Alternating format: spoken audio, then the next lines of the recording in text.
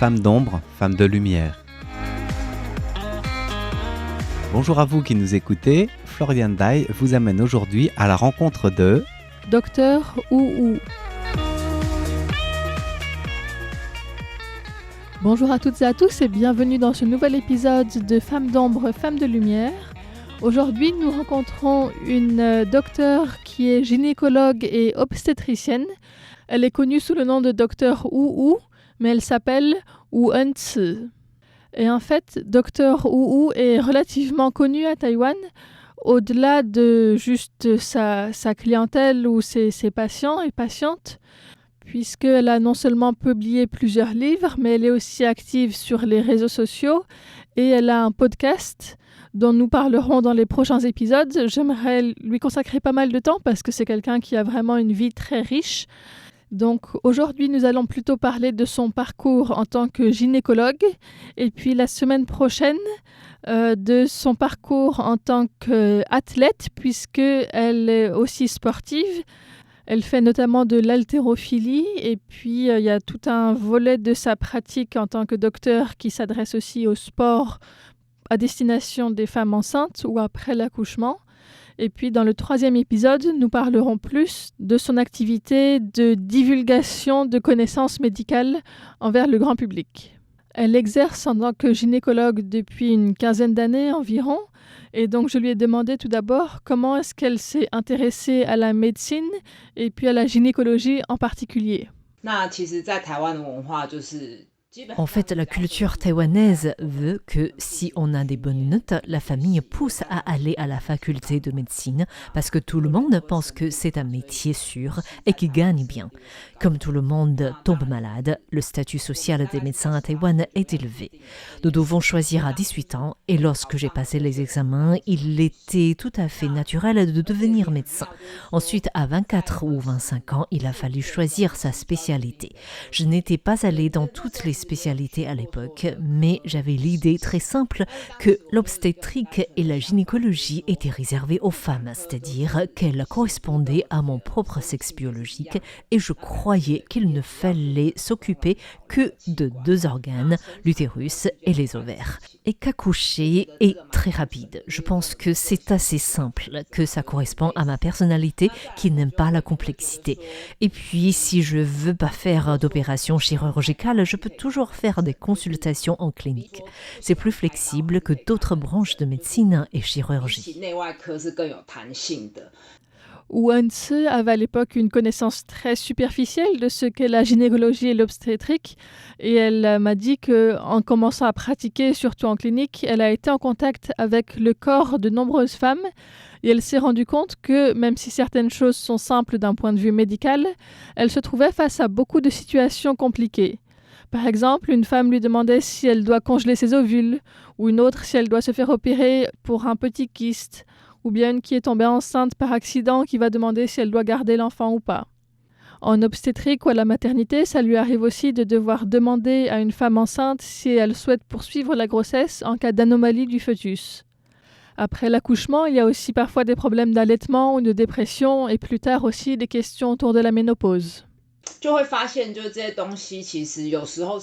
Parfois, je pense que ce n'est pas comme en médecine où il y a des réponses standards. Ces personnes ne sont pas comme les patients dans les manuels. Donc, je leur fournis un service personnalisé et j'espère qu'à travers ma pratique de la médecine, je peux donner de la force à ces femmes.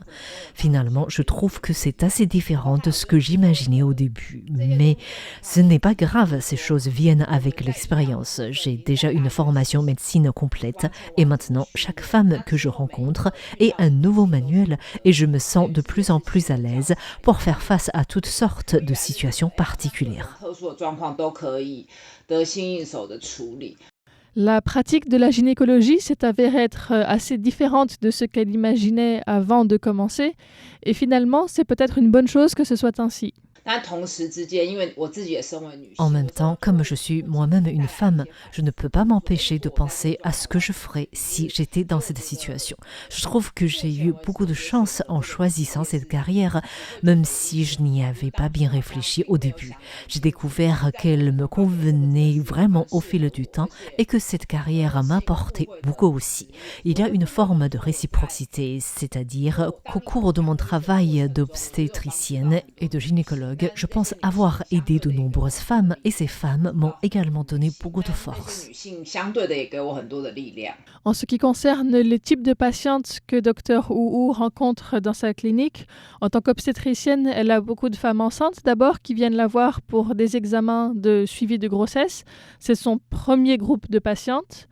Ensuite, elle a aussi beaucoup de femmes qui souffrent de troubles menstruels, souvent pour des règles en retard ou en avance, ou qui ne viennent jamais, ou qui ont un volume plutôt élevé ou plutôt faible. Et donc tout ça, c'est le deuxième type de questions auxquelles elle est souvent confrontée. Et enfin, le troisième type de problème assez fréquent est celui des maladies infectieuses, puisque Dr Wu explique que la région de Taïwan est relativement humide, et donc ça fait que les femmes sont plus sujettes aux infections vaginales. Bien sûr, il y a toutes les maladies rares. Ce que je tiens aussi à dire, c'est qu'en gynécologie, les préoccupations de beaucoup de femmes sont différentes de celles de leurs médecins. Par exemple, lorsque j'ai parlé des règles tout à l'heure, en tant que médecin, nous sommes inquiets si les règles sont trop abondantes parce qu'elles peuvent causer de l'anémie ou des fibromes utérins. Mais les femmes s'inquiètent lorsque les règles sont peu abondantes parce que dans la culture taïwanaise, les menstruations sont une forme de désintoxication et des menstruations légères sont associées à une mauvaise santé, à la perte de leur fertilité, voire même à la perte de leur féminité. Et donc je pense que la chose la plus choquante pour moi est que de nombreuses questions qui préoccupent les femmes ne sont pas vraiment des maladies, mais des phénomènes physiologiques normaux. Et c'est pour cette raison que Dr Wu a lancé des cours de biologie de base pour expliquer ce que signifie avoir ces règles, pourquoi les règles font mal, ce que montre véritablement la quantité de sang perdu pendant ces menstruations, ce à quoi il faut faire attention, etc. Elle trouve qu'il y a besoin d'une éducation plus complète pour que les femmes ne restent pas bloquées dans le passé et puissent comprendre leur propre corps. J'ai évoqué avec Dr Wu le cas de Mariona et son observation comme quoi à Taïwan, la grossesse était beaucoup plus médicalisée qu'en Europe, par exemple. Et Dr Wu explique cela avec le fait qu'à Taïwan, la grossesse est souvent considérée presque comme une maladie, avec les médias qui aiment rapporter des cas assez sensationnels. Et puis, avec la baisse de la natalité aussi, le gouvernement a considéré les examens médicaux comme une prestation d'assurance maladie et augmenté la fréquence des examens pendant la grossesse, ce qui permet d'une part de découvrir certaines anomalies plus tôt, d'autre part de permettre aux personnes qui ont des inquiétudes d'aller consulter des médecins quand elles en ont besoin et d'avoir des subventions pour cela. Mais d'autre part, cela responsabilise aussi les femmes enceintes qui doivent tout faire pour que leur fœtus ou leur bébé soit en bonne santé. Elles peuvent se dire, puisque j'ai été examinée tant de fois, s'il y a un accident comme une naissance prématurée, une fausse couche ou des problèmes avec le fœtus, est-ce parce que j'ai manqué un examen ou parce que j'ai été négligente à un certain moment? Par conséquent, je pense que trop de services médicaux est une arme à double tranchant. Il faut comprendre que la grossesse elle-même n'est certainement pas une maladie, mais nous ne pouvons pas ignorer le fait qu'il y a des cas extrêmes et que certaines grossesses comportent des risques importants, allant jusqu'au décès de la mère dans certains cas. Mais les problèmes ne peuvent pas toujours être évités avec un traitement médical.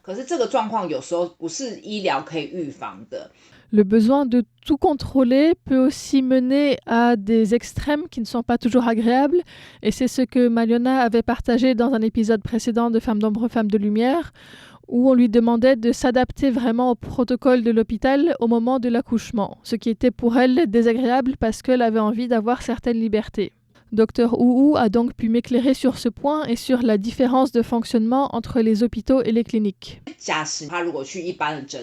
Ainsi, si une personne enceinte se rend dans une clinique générale ou une clinique comme celle où je travaille, ou si elle s'adresse à une sage-femme, elle trouvera plus de ressources, plus d'ouverture pour communiquer et trouver le mode d'accouchement qu'elle souhaite, qu'il s'agisse d'un accouchement dans l'eau ou d'une piqûre pour soulager la douleur. Mais si elle se rend dans un hôpital de taille plus importante, comme l'hôpital doit aussi traiter des cas à haut risque, il n'arrive pas à traiter d'une part ces cas à haut risque et d'autre part à faire du sur-mesure pour les personnes qui ne présentent pas de complications en les laissant faire ce qu'elles veulent. Par exemple, en leur permettant de ne pas attacher le moniteur et de se déplacer en attendant l'accouchement. Cette confusion entre les systèmes de soins existe dans les établissements et dans le public qui n'est pas au courant d'où il faut se rendre selon son cas. Elle explique que la majorité des personnes enceintes à Taïwan acceptent l'idée de renoncer temporairement à leur autonomie corporelle au nom de la sécurité, parce que les facteurs de risque sont vraiment mis en avant et les femmes enceintes sont surprotégées au niveau médical. En même temps, elle m'a expliqué qu'il existe un petit nombre de femmes taïwanaises qui sont réunies par exemple à l'Alliance pour la réforme reproductive, qui encourage l'accouchement en douleur et le fait de reprendre contrôle de son propre corps. Sachant que le marché de soins à Taïwan est relativement libre, ces personnes qui souhaitent accoucher d'une manière différente ou plus libre doivent faire leurs propres recherches et il faut fournir certains efforts, mais c'est possible de trouver un médecin qui soit prêt à écouter leurs demandes. Cela demande à être informé des possibilités, des choix que l'on a. Et pour Dr Wu, de toute façon, s'informer, c'est vraiment quelque chose de primordial lorsque l'on prévoit de tomber enceinte ou lorsque l'on est enceinte ou lorsque notre partenaire est enceinte. Je pense qu'avant de tomber enceinte, c'est bien de comprendre tous les changements liés à la maternité, y compris la taille du bébé au cours des premiers mois de la grossesse, le moment où le fœtus commence à bouger, ce qu'on peut manger, ce qu'il faut faire comme exercice et ce que les examens médicaux signifient. Cela demande du temps pour comprendre tout cela, mais il faut se préparer. Parfois, ce n'est qu'au moment où on se découvre enceinte qu'on réalise qu'il y a beaucoup de choses qu'on ne sait pas, qu'on manque d'informations et qu'on ne sait pas quoi faire. Il faut donc commencer par comprendre son propre corps. Par exemple, si avant la grossesse, on est très vulnérable aux coups de chaleur ou si on a des problèmes respiratoires, il se peut que ça s'aggrave en étant enceinte. Dans tous les cas, avoir une bonne connaissance de soi-même, de son propre corps, et puis avoir aussi une relation de confiance avec son médecin ou la personne qui va suivre la grossesse, sont vraiment deux clés pour que tout le processus de grossesse et de naissance se passe le mieux possible. Nous voici au terme de ce premier épisode avec Dr Wu. Nous reprendrons cette conversation la semaine prochaine, mais cette fois-ci pour parler de sport et d'haltérophilie. Merci d'avoir suivi cette émission et à très bientôt.